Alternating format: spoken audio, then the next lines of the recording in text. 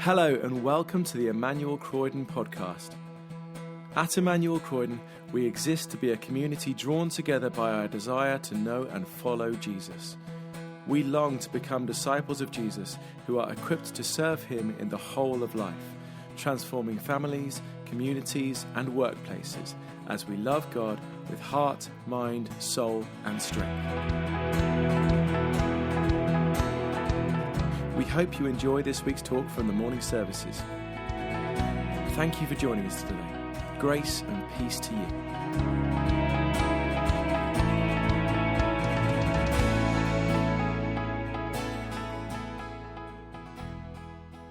Baptism. What are we getting ourselves into?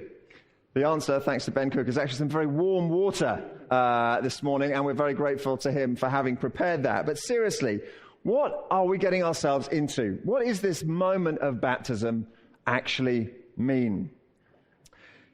Every Christian's journey is different.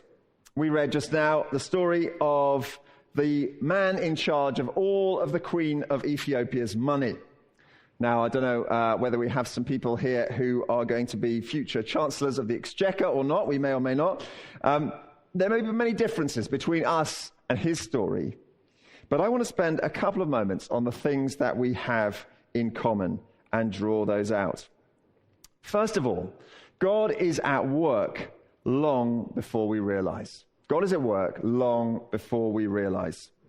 So here we have this wealthy and successful man, the Ethiopian eunuch. He's a man searching for God. He's made a massive round trip from well into the African continent to come to Jerusalem and worship the God of the Jews. But the first he knows of anything really happening is there in verse 30. It says, Philip ran up to the chariot and heard the man reading Isaiah the prophet. Do you understand what you are reading? Philip asked. That was the first thing the eunuch knew about this whole incident. But when we read the story, we know God was at work long before that. Verse 26, now an angel of the Lord said to Philip, go south to the road, the desert road that goes down from Jerusalem to Gaza. God had a plan to bring this man to faith. And he had actually been lining up this meeting between Philip and the Ethiopian eunuch with great logistical precision. He got down even to the detail of putting an angelic pin in Philip's sat-nav. He said, look, I've got to get you onto exactly this road at exactly this moment, the right time to bump into the Ethiopian eunuch. And more than that, God then engineered it so that Philip happened to be hovering by the man's chariot. So he was perfectly placed to take the opportunity as he heard the man reading the scriptures to say, can I help you? The Spirit told Philip, verse 29, go to that chariot and stay near it. Now, Leo is getting baptized today. Leo, I know you love chess. So let's think about this as a divine chess move. Yeah? Philip to B9, take Ethiopian eunuch. If that's your world, you'll understand what I'm talking about. That's kind of what's happening. He's getting all the pieces in the right place. And actually, so it is for each one of us.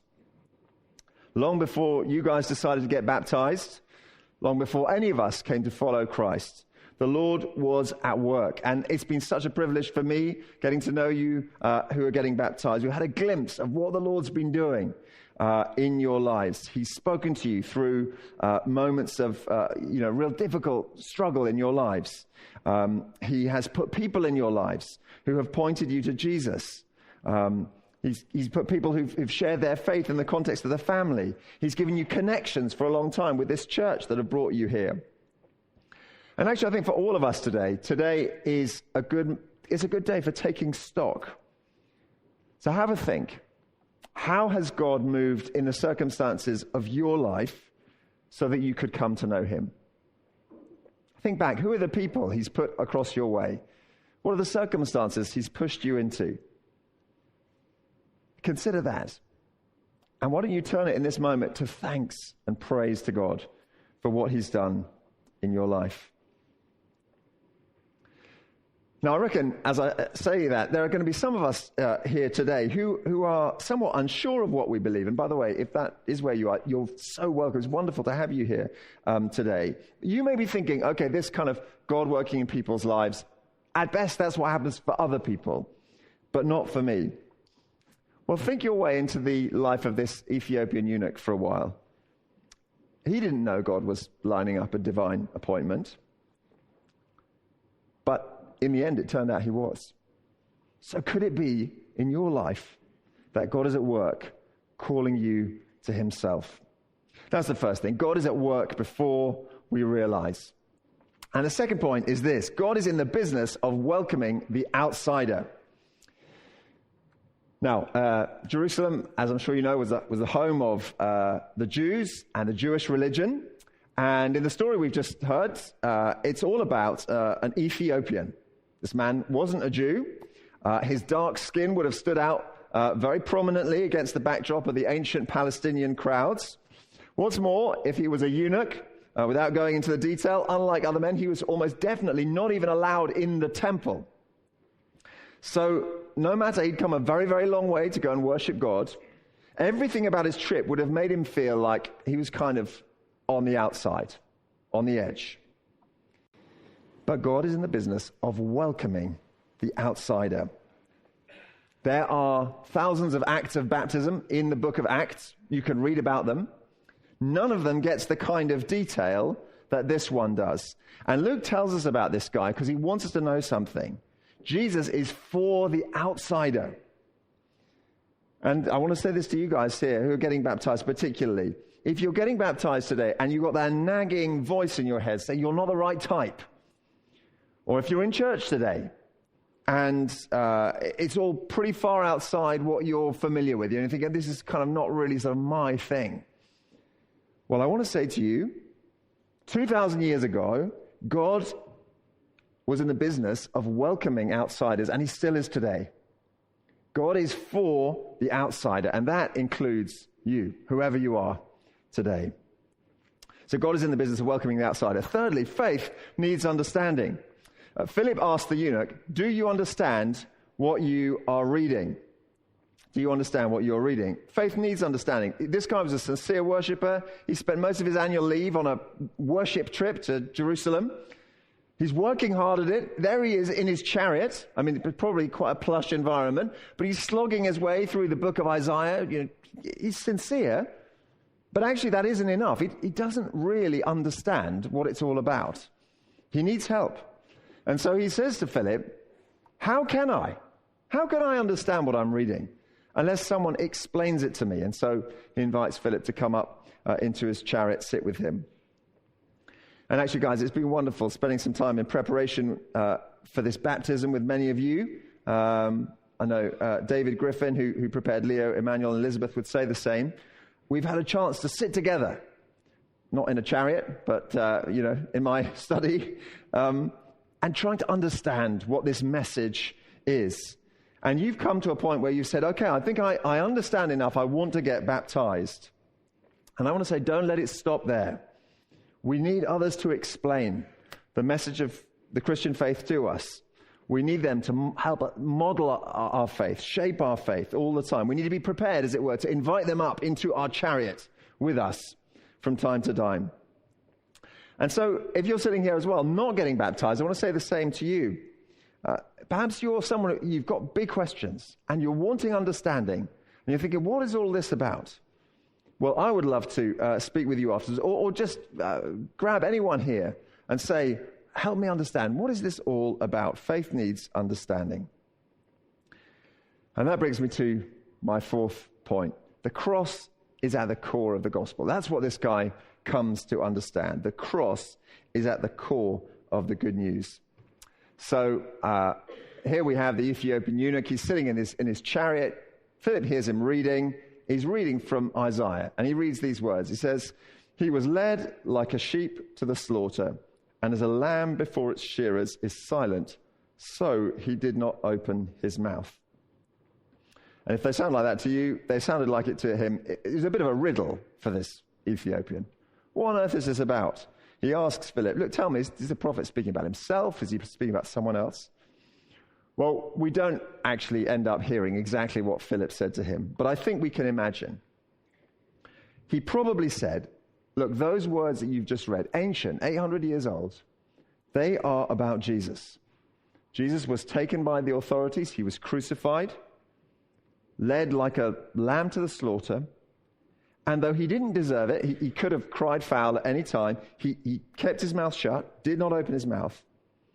He went willingly to his death, and he did it to take away our sin.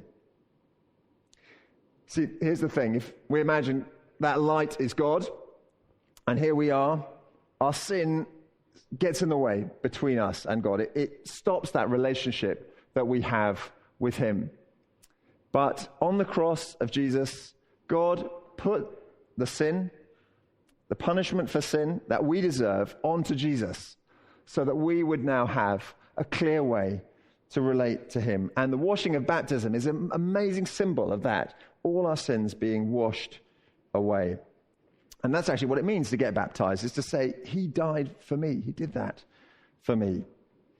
And if we believe that, finally, fifthly, it's time to get baptized. It's time to get baptized. Absolutely. As they traveled along the road, it says, they came to some water, and the eunuch said, look, here is water. What can stand in the way of my being baptized? Now, I just think this is the most wonderful conclusion to the story, don't you? Look, here is water. We make it so complicated. I mean, we've been very organized this time. It is warm, beautifully prepared, and constructed, and thank you to all those who've done that. But actually, the whole thing just doesn't need to be overcomplicated. How do I know if I should get baptized? You don't need every answer to every question. You know that you need to believe Jesus died for you. You want to follow him. And then if you do, it's time to get baptized. But it doesn't always feel that easy, does it? For some people, it's sort of, perhaps I should wait until I really mean it. Perhaps I should wait until I really get it. Perhaps I should wait until, I've strung together a couple of weeks or a couple of months, a couple of years of really nailing it as a Christian, so I'm sure I'm not going to get found out. Perhaps, some of you guys, you woke up this morning like, I really don't know whether this was a good idea or not. That is a reasonable place to get to. And if that's where you're feeling, then I want to commend the words of an ancient African to you. This guy. He says, what can stand in the way of my being baptized? What can stand in the way of my being baptized? What a great line. Not, should I get baptized? Basically, is there any good reason why I shouldn't get baptized? There's water. Here I am. I believe in Jesus. What's stopping me? That is a fantastic place to get to. And frankly, if there isn't anything stopping you, go for it. That's a great place. And I want to say that to everyone here. If you haven't been baptized, and there's no good reason why you haven't, that's reason enough. Get cracking and get baptized. We want to organize another one. And then wonderfully, at the end of this story, Philip gets whisked away, but the eunuch goes on rejoicing. And this morning is a moment of rejoicing, and I pray for you guys, not just that today will be that, but throughout the rest of your Christian lives together, you will experience that joy. Thanks for listening to the Emmanuel Croydon podcast. For more information about our church and everything we have going on, visit our website, emmanuelcroydon.org.uk. You can also follow us on Facebook, Twitter and Instagram to see and hear what's going on in the life of our church.